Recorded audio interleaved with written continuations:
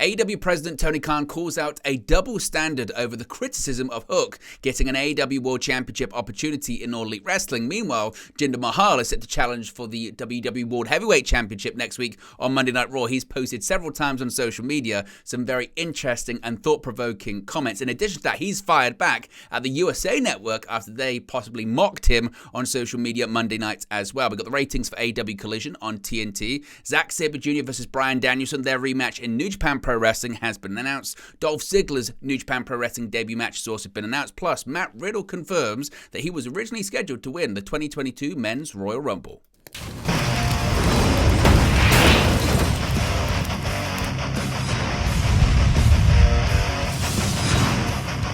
Hey guys, welcome back to Wrestling News 365. Hope everyone is doing very well. As always, there are plenty of news stories to get into in the world of professional wrestling. And Tony Khan's back on social media, and Tony Khan's certainly causing controversy on social media as well. Starting off with what he perceives to be a double standard among fans and critics of All Elite Wrestling. Let's get straight into the tweets. You can see them on the screen right now. Now, what he's talking about is on AEW Collision this past weekend, the FTW World Champion Hook called out Samoa Joe, possibly becoming Samoa Joe's first challenger for the AEW World Championship. Now, this led to some criticism suggesting what had Hook done to jump the line, as it were, and be the first challenger for a prestigious title like the AEW World Championship.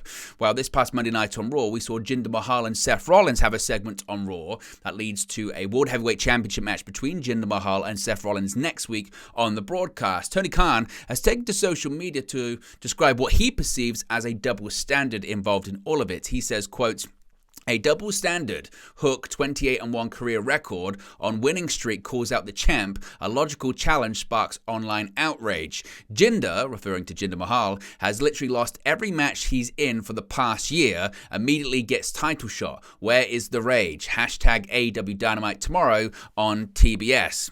Now, in addition to that, he's fired back at this, which you can see on the screen right now, seemingly a shot at AEW President Tony Khan by one of WWE's broadcast partners, specifically the USA Network. The USA Network, WWE's broadcast partner, has seemingly thrown shade at AEW owner Tony Khan following the recent episode of Raw. Now, as I mentioned, with Jinder Mahal and Seth Rollins coming face-to-face on the January 8th episode of the broadcast, things got brutal for the World Heavyweight Champion, as can be seen during the show. It wasn't just on screen that there was brutality either, with the USA Network responding to a tweet about the history between Mahal and Rollins with what may be some shade, or at least is perceived to be some shade. Now, Raj Giri tweeted out the following saying, quote, "These guys do have history. Seth Rollins defeated Jinder Mahal in the tournament finals to become the first NXT champion." The USA Network then responded to this by saying, quote, "What was the cage match rating?" Now, cage match was recently revealed as a benchmark that the AEW president Tony Khan uses to measure the success of All Elite Wrestling and Ring of Honor. Khan made the comments during the AEW World's End media call, though he did concede he would talk about TV ratings, quote, "much more." Now, several people mocked Tony Khan for this and took umbrage with his comments, saying he shouldn't pay attention to a minority of fans on a website such as Cage Match. Well, Tony Khan has responded to the USA Network also, in addition to his first tweet, by saying the following, quote, "A moral victory for USA is one win more than their world title challenger Jinder Mahal has in the past 364 days, because it's been literally a full year since he won a match. You really put AEW in our place getting Jinder Mahal in a big match on your TV show. Do it more often."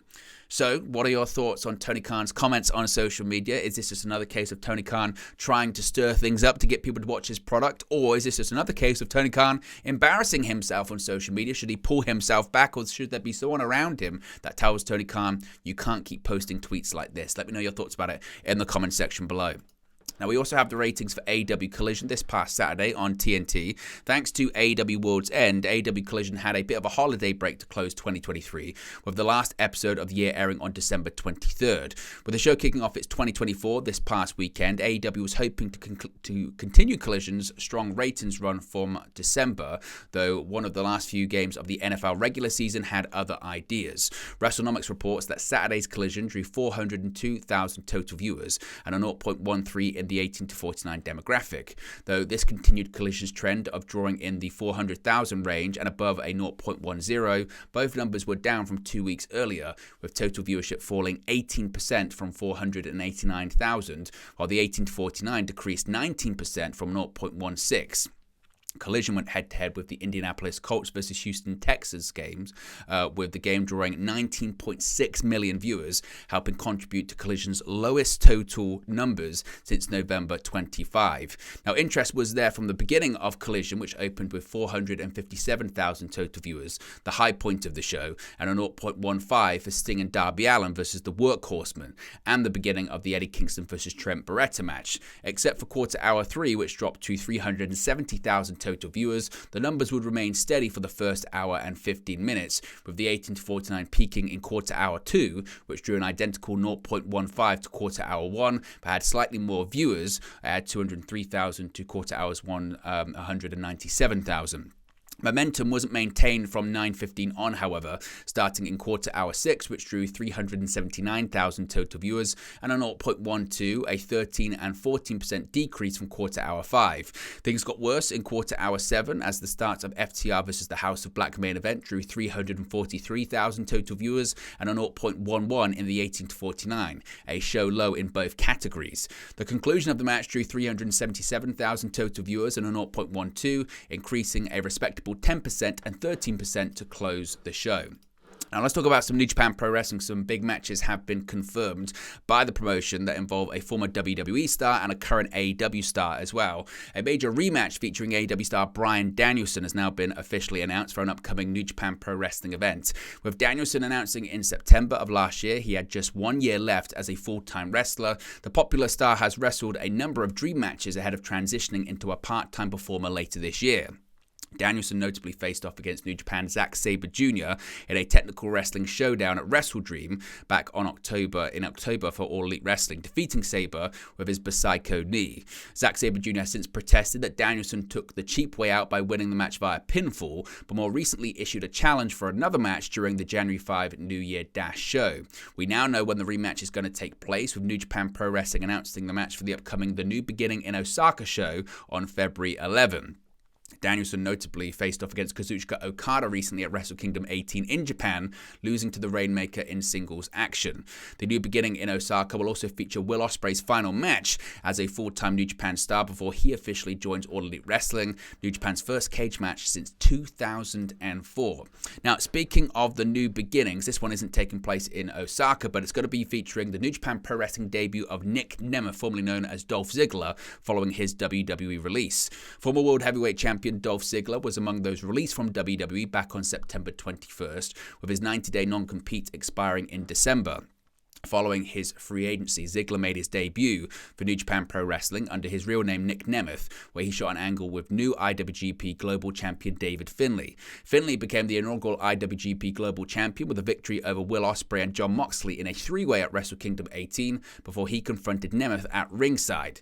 Now, New Japan has officially announced the debut match for Nemeth, which will indeed be against David Finlay for the IWGP Global Championship at the New Beginning in Sapporo show.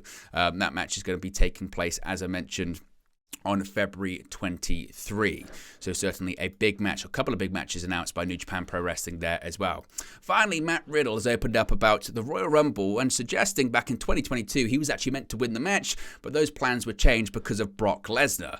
Riddle had been gaining popularity as part of his RK Bro tag team with Randy Orton in the lead-up to the 2022 Royal Rumble match. While Riddle and Orton competed in the bout, they were both ultimately eliminated by the eventual winner Brock Lesnar, who was a surprise entrant in the match after losing his WWE Championship to Bobby Lashley earlier on in the evening. Speaking in a Signed by Superstars virtual signing, Riddle claimed that he was told at one point he was going to win the Rumble match. Riddle said, quote, "I was told at one point I was going to win the Rumble in 2022, and then Bobby Lashley beat Brock Lesnar, hit him with the bout. Brock came in, didn't want to do business with everybody, and said he was winning. Nobody stood up to him. I didn't either." Now, there were notably several different reports regarding Matt Riddle's Rumble plans in February 2022 following the event. While PW Insider reported that Riddle was originally set to win the bout and was always a front-runner to win, before Brock Lesnar was added to the equation, Fightful had reported that Brock Lesnar had been penciled in to win the 30-man match at least 2 weeks prior to the event. Nevertheless, certainly Matt Riddle was going to be busy, as he also is going to be competing for New Japan Pro Wrestling very, very shortly, as he's also going to be facing off against Hiroshi Tanahashi for the IWGP World Television Championship. That's going to be taking place at the New Beginning in Sapporo show as well. But there you go, guys. This latest pro wrestling news for you. Be sure to smash a like on the like button. Be sure to subscribe bottom right-hand corner. As always, let me know your thoughts in the comment section below, and I'll speak to you again very, very soon. Hey guys, thank you for watching, listening, streaming, or however you come across this video today. Be sure to click on the video on the right there to watch our next video, or click the bottom there to subscribe, or the bottom right hand corner. Thank you very much, and I'll speak to you again very soon.